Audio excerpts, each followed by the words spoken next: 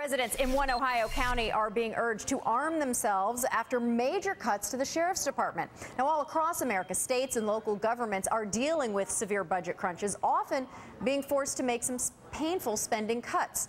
Ashtabula County slashed its sheriff's department by more than half, and this prompted a county judge to offer this warning to residents. Arm themselves, be very careful, and just be vigilant, because we're going to have to look after each other. Joining me from Cleveland is Andrew Pollis, law professor at Case Western Reserve University. Good to have you, sir. So the judge's comments have been raising some eyebrows. How concerned are you when you hear this, that it could lead to vigilantism? Good morning, Monica. Thank you for having me. The concern is that people could misconstrue the judge's comments. As you see from the video, he's a mild-mannered speaker and certainly wasn't asking people to engage in lawlessness. But whenever anything like this happens, there's always a risk of misperception. Right. There's always a risk that people are going to hear vigilant and think vigilante. And that's the concern, especially coming from somebody who is supposed to be the defender of the laws. Yeah, and we should put his comments in context, because when you just hear that soundbite, it is taken a bit out of context. He also said they have to be law-abiding, and if they're not familiar with firearms, they need to take a safety course so they're not a threat to their family and friends and themselves.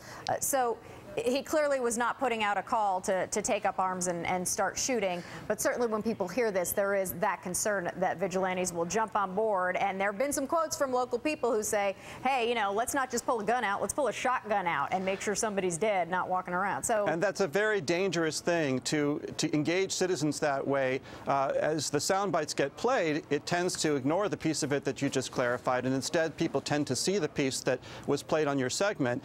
And that's scary, because people who perceive that think that it's a license to actually use guns, not just own guns, and they could actually get themselves and other people in a lot of trouble if they do. And regardless of how you feel about his comments, the budget cuts to the sheriff's department are severe, and we've talked about cities and states all facing these budget crunches, and so there is concern about what people are to do when you've got very little law enforcement going on.